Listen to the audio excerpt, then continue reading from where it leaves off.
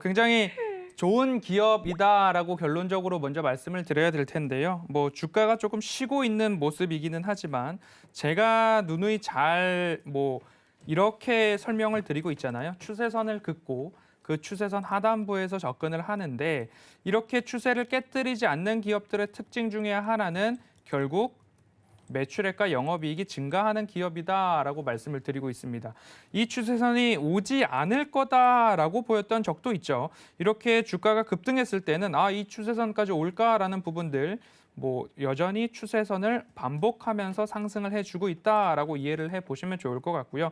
그렇다라고 한다면 평행한 선을 긋고 그 위로 올렸을 때에 최소한 적어도 42,500원 가량까지는 정고점까지는 무난하게 올라갈 수 있고 그리고 수익 극대화를 노리시는 분들이라고 한다면 한 번 더 이 라인을 올린다면 장기적 관점에서는 5만 원까지도 조금 한번 좀 보이는 그런 부분입니다. 하지만 주가가 왜 다시 한번 이 추세 하단부로 내려왔는가를 좀 본다라고 한다면 결국엔 5G 통신 장비 관련된 섹터로 좀 분류를 해볼 수 있을 것 같습니다. KMW도 마찬가지로 오랫동안 좀 쉬고 있는데 이 매출에 대한 부분들 그리고 5G 통신 장비 공급에 대한 부분들이 인도도 그렇고 미국도 그렇고 주파수 경매는 다 했지만 장비의 원활한 공급들이 조금 코로나19 여파를 포함해서 쉽사리 진행이 되지 않고 있는 부분들입니다.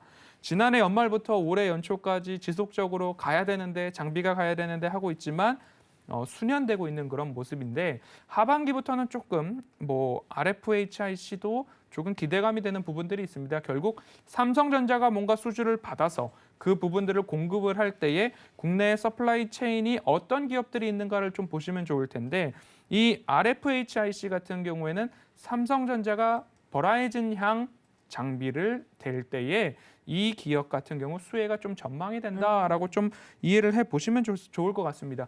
그리고 한번 언젠가는 주유소에서 제가 이 RFHIC도 한번 말씀을 드려야 되겠다라는 이야기들을 좀 생각을 하고 있었는데 레이더망에 살살 유상증자 걸리는데. 이슈가 조금 있어서 추세선 하단부이지만 그 부분을 좀 기다려야 될 것 같아서 일종의 하나 킵해둔 그런 종목 중에 하나입니다. 그렇군요. 그래서 883억 원 규모의 일반증자 유상증자가 있는데 일반 공모 유상증자가 있는데 이 부분들 유상증자가 무조건 악재다, 아닐 수 있다라는 말씀을 드리면서 자금 조달의 목적을 좀 살펴보자라고 누누이 말씀을 드리고 있습니다. 시설 자금 325억 원, 운영 자금 158억 원, 타법인 증권 취득에 400억 원. 결국엔 이 목적대로 쓰여진다라고 한다면 이 기업의 미래 성장 동력을 조금 확보하기 위한 그런 모습으로 좀 보여지고요.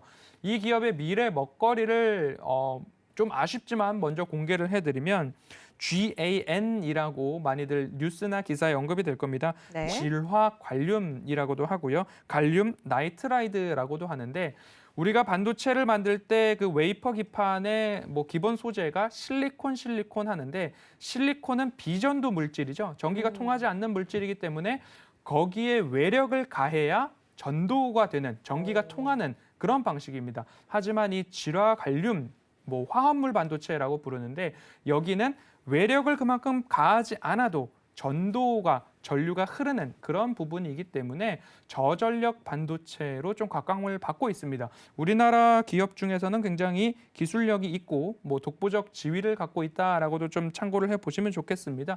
유상증자에 대한 일정들 7월 어간에 진행이 되기 때문에 그 부분을 투자 포인트로 좀 참고를 해보시면 좋겠고요. 네. 조정이 좀 나왔습니다. 유상증자 이슈로. 하지만 이 쌍바닥이라고 할까요? 35,000원 언저리에서 다시 한번 상승을 해주고 있는 모습이기 때문에 조정 시에 한번 관심을 가지셔도 좋고 유상증자를 투자의 기회로 한번 삼으셔도 좋겠다라는 말씀을 드리고 싶습니다. 네. 그래서 오늘 종가가 37,900원인데요.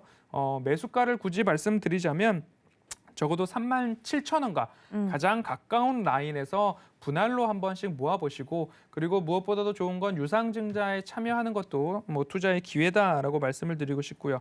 앞서서 말씀드렸지만 짧게는 이 평행한 선들을 그었을 때에 이 라인이 적어도 45,000원 정도까지는 큰 무리 없이 차츰차츰 올라갈 수도 있지만 유상증자 이슈가 7월 어간에 있기 때문에 그 구간까지도 다 좀 길게 보셔야 된다라는 부분 특이사항으로 좀 말씀을 드려보도록 하겠습니다. 네, 저희 허반석 위원님께서 자세하게 설명을 해드렸습니다. 매수가는 37,000원 언저리에서 말씀을 드렸고 감정가는 최소 47,000원까지 볼 수 있지 않겠냐라는 말씀을 드렸는데요. 코멘트 정리해 보도록 하죠. 네, 뭐 여러 가지 이슈들이 아직 살아있지만 특히나 이 초보자분들이 접근하시기에는 유상증자 참여를 투자 기회로 한번 살려보자 이 이슈가 가장 큰 것 같습니다. 이 점까지 참고 부탁드립니다.